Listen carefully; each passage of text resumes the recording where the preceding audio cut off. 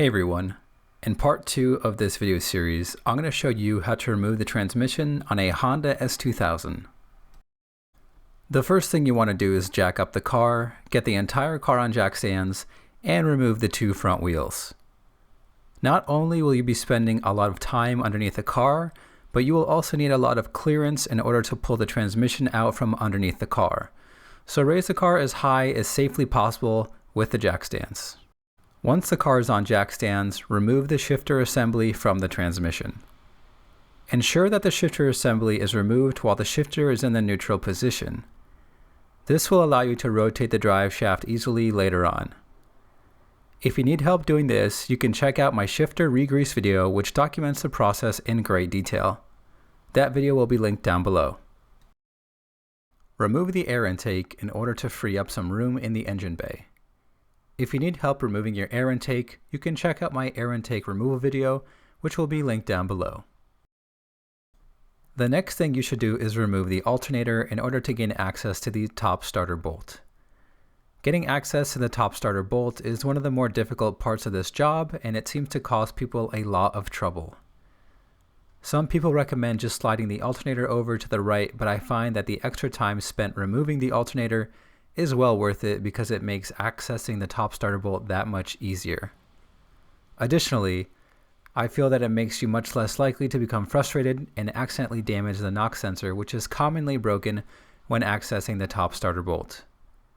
If you need help removing your alternator, you can check out my alternator replacement video, which will be linked down below. With the alternator removed, you're finally ready to remove the top starter bolt. There are two bolts that secure the starter in place.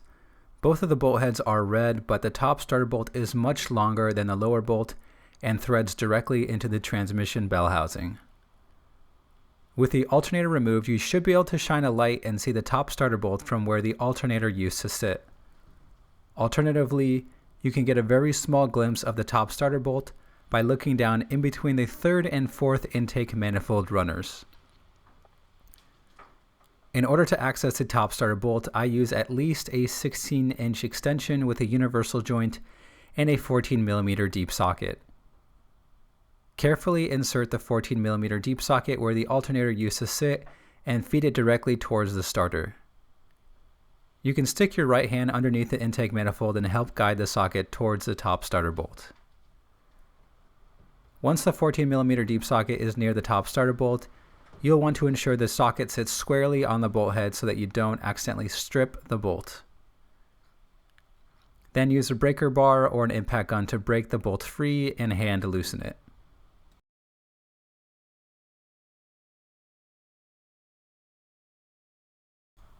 Now you'll want to remove the heat shield.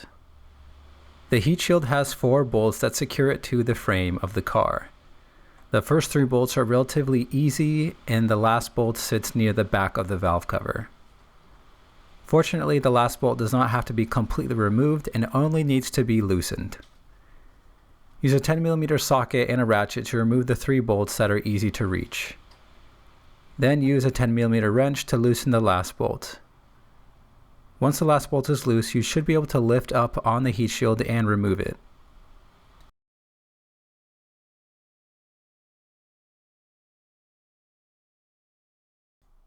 After the heat shield, you'll need to remove the exhaust manifold cover. The exhaust manifold cover is secured with 4 bolts. 2 are clearly visible from above, 1 is inserted through the side, and the last bolt is inserted underneath. Use a 12mm socket and extension to remove the 2 bolts visible from above. Then use a 12mm wrench to remove the bolts inserted through the side and inserted underneath.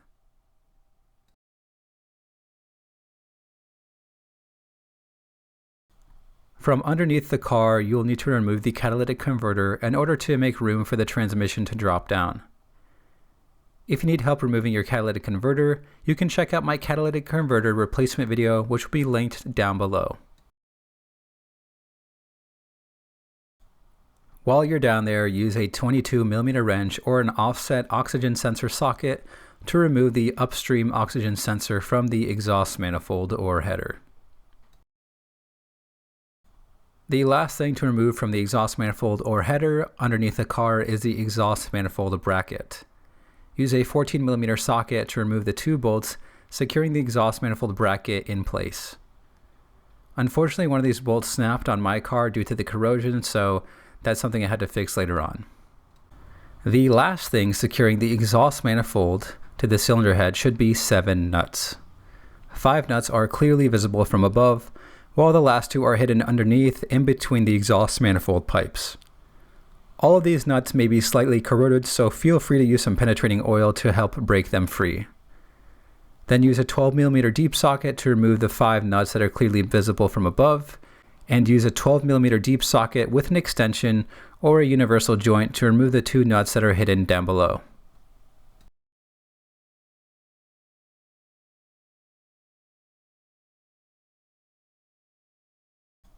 The exhaust manifold will be completely loose at this point, but it will not be able to be removed just yet since it needs some additional clearance.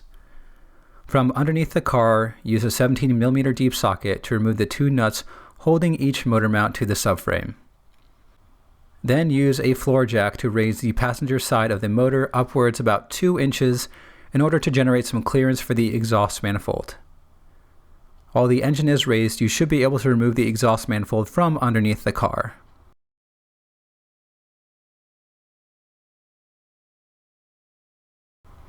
Once finished, lower the engine back down and remove the jack. Disconnect the 2 oxygen sensors and the backup light switch connectors from the driver's side of the transmission. Then release the clips holding the 2 oxygen sensor wires to the passenger side of the transmission and remove them entirely. The driveshaft is connected to the end of the transmission and will have to be disconnected.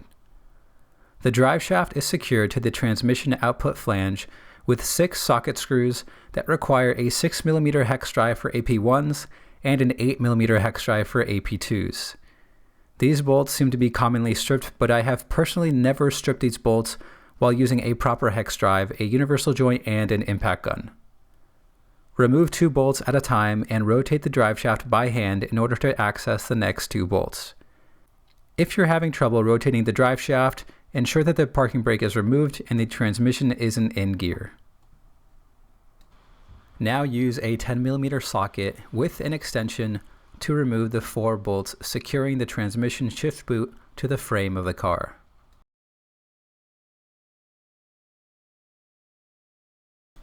Now we will begin separating the transmission from the engine by removing the 5 lower transmission mounting bolts. The 2 lowest bolts can be removed with a 14mm socket and a universal joint. The other 3 bolts are inserted from the front of the car. The single bolt on the driver's side of the transmission can be removed with a 17mm socket. The last 2 bolts are on the passenger side of the transmission.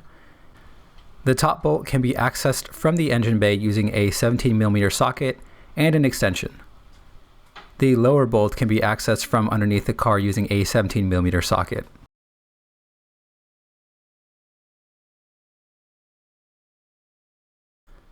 Before lowering the front subframe, you will need to loosen the steering rack couplers. Use a Sharpie and make a reference mark along the lower steering joint onto the steering rack shaft. This will be used to ensure that the steering rack is aligned to the steering wheel later. As you can see on my car, there is already a pink reference mark which indicates to me that my clutch has already been replaced once. After making the reference mark, use a 10mm socket and an extension to loosen the upper steering joint bolt and remove the lower steering joint bolt. These 2 bolts are located at different angles, so you may need to turn the steering wheel in order to rotate the shaft. Once the upper bolt is loosened and the lower bolt is removed, slide the steering rack coupler completely off and away from the steering rack shaft. Now you'll need to lower the front subframe in order to get access to the top transmission bolts. The front subframe has 6 bolts that secure it to the frame, 3 on each side. If your car is an AP2, all 6 of these bolts will require a 19mm socket. If your car is an AP1, the bolts closest to the transmission will require a 17mm socket, while the other 4 bolts will require a 19mm socket. Place a floor jack underneath the subframe and support the subframe with a piece of wood. The piece of wood will have to run from the front of the subframe all the way to the engine mount stiffener to ensure that the subframe is evenly supported. I personally use a 2x6 that was 22 inches long. Once the subframe is supported, remove the middle bolts on each side of the subframe. Both of these bolts are simply too short to be used to lower the subframe. Next, back out the 4 remaining subframe bolts 3 inches.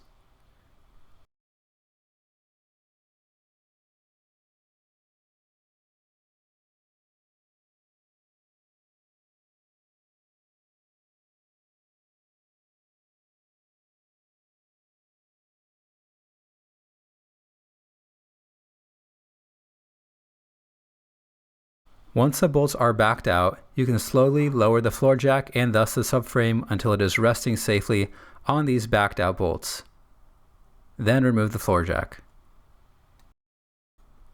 Place a floor jack underneath the transmission and use a 14mm deep socket to remove the 3 rear transmission mount bolts.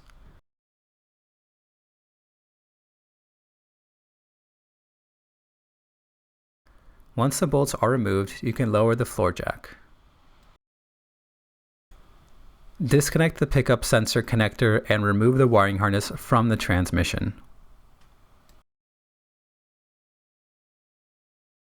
Now you'll need to remove the top 3 transmission mount bolts.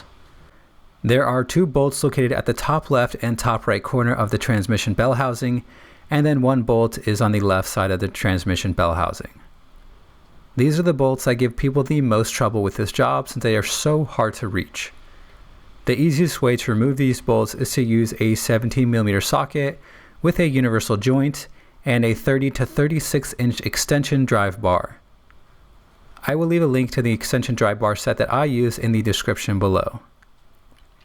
An impact gun also comes in extremely handy here as it is very difficult to generate enough torque to loosen these bolts with the extensions. Once these bolts are broken free, they should be able to be loosened by hand. The top 2 bolts should be relatively straightforward, but the bolt on the left side of the transmission bell housing is slightly different because it is wedged against the transmission tunnel. In order to clear the transmission tunnel, you will have to use a 3/8 inch socket and a universal joint instead of a 1/2 inch socket. Before separating the transmission from the engine, you will need to remove the clutch fork boot, remove the clutch slave cylinder, and pull out the clutch fork. Use a 12mm socket or wrench to remove the 2 bolts securing the clutch slave cylinder to the transmission. Then carefully pull the clutch fork boot off of the transmission. Once the clutch fork is revealed, simply pull it out of place. Now it is time to separate the transmission from the engine. Use a floor jack to support the transmission right underneath the drain plug, as this will be the equilibrium point. It will be difficult to separate the transmission from the engine simply by tugging, so I recommend using something to pry the transmission away from the engine. I ended up prying the transmission away from the engine as well as straddling the transmission in order to pull it away. You should feel a distinctive pop or move once the 2 are separated.